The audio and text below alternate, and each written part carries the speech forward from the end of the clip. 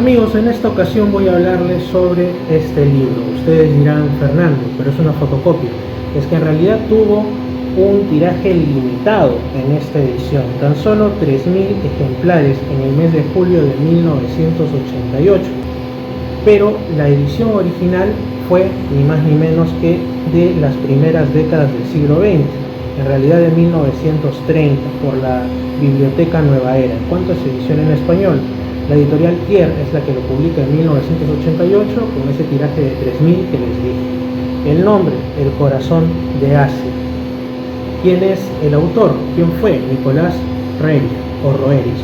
Es un libro que en una primera leída podría confundirse con uno de tantos de esta literatura propia de viajes, ¿no? Un género literario que se ha perdido ahora en esta etapa de inmediatismo y donde no se puede jugar tan fácilmente quizá con el arte de la imaginación, con el embellecer aquello que se encuentra, porque la gente está ya con internet y se pone a buscar en la Wikipedia o en donde sea si tal lugar es concretamente como la persona lo está diciendo. Aunque por supuesto todos sabemos que en nuestros viajes siempre va a primar, digamos, el factor subjetivo, la apreciación, lo que ese lugar movió en nuestros sentimientos, así como las personas con las que nos cruzamos en esas travesías. Bien, Nicolás Roerich lo que narra es sucesos acontecidos en la década de los 20, cuando él se embarca en un viaje por la zona del Asia Central, pero principalmente llegando al Tíbet y llegando a los Himalayas. Ahí se encuentra con distintos relatos que hablan de Shambhala, este reino tomado casi como un paraíso y del cual los distintos habitantes de los pueblos por los que pasa, sin importar si eran musulmanes, si eran budistas, si eran de la religión Bon o de alguna otra confesión, incluso viejos creyentes de la religión cristiana ortodoxa, estaban todos, llámenlo de una u otra manera, convencidos de la existencia de ese reino y decían haberse encontrado incluso con lamas o con personajes que de él venían o que lo custodiaban, ¿no? Me acuerdo mucho, en una parte del libro habla incluso de una especie como de hombres salvajes que casi como si se tratase de animales, de cabras, ¿no?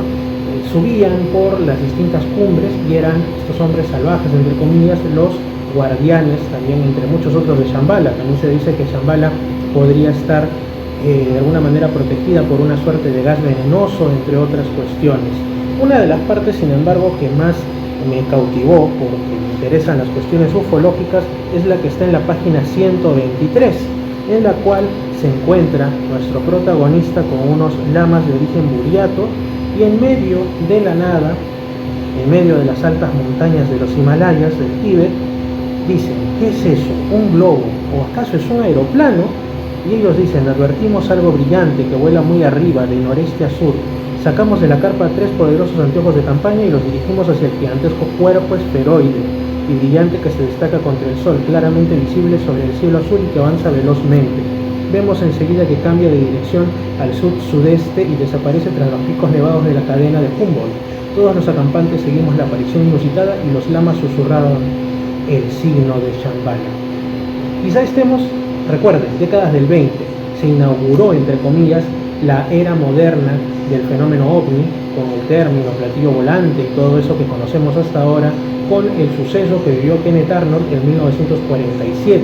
Es decir, faltaba todavía regular número de años para que eso ocurriera. Y sin embargo aquí ya nos están narrando entre muchos otros sucesos atribuidos en este caso a Shambhala, y que quizá podrían hacernos pensar que hay algún tipo de relación entre las historias de ciudades intraterrenas tomadas por mágicas, tomadas por el lugar donde habitan incluso dioses o semidioses que hay en tantas culturas alrededor del mundo, las historias de pueblos que huyen de alguna catástrofe y entran ahí con el origen o algo relacionado al fenómeno OVNI, que también se ha visto mucho del fenómeno OVNI, que digamos en la cultura popular se asocia casi inmediatamente con seres extraterrestres, pero como si ingresara en el interior de la Tierra, también en las aguas y todo eso. Interesante encontrar eso en este libro, El corazón de Asia. Pero ante todo, más allá de eso y de otros sucesos extraños, como supuestos milagros hechos por los lamas, sucesos incluso de índole casi paranormal, diríamos, se encuentran las referencias a la transformación espiritual que causa estar en esta ruta hacia Shambhala. Ese es en realidad el verdadero mensaje y la irradiación hacia una nueva era que nos deja el corazón de Asia. Lo otro es, se puede decir, hasta anecdótico, aunque para los que nos interesan los temas de misterio, esoterismo y otros puede resultar bastante particularmente llamativo, pero como digo, lo principal es la transformación interior que te causa esto, así como en España hablan de la transformación de muchos en el Camino de Santiago, un camino, si se quiere, más inexplorado, incluso hasta ahora en cierto modo, pero en ese tiempo mucho más para ojos occidentales, era ese el que conecta el Asia Central, como si se tratase en parte de la antigua ruta de la seda, con los tesoros más espirituales que físicos de la zona de los Himalayas y el Tíbet. Algo muy interesante es que el autor es muy crítico, porque no se limita, digamos, a embellecer lo que encontraba a su paso por esas tierras, sino que también nos cuenta el factor humano en su peor forma, ¿no? Que los lamas llevaban una vida de repente un tanto autocrática, que el pueblo llano estaba condenado muchas veces a la pobreza, es decir, las luces y las sombras.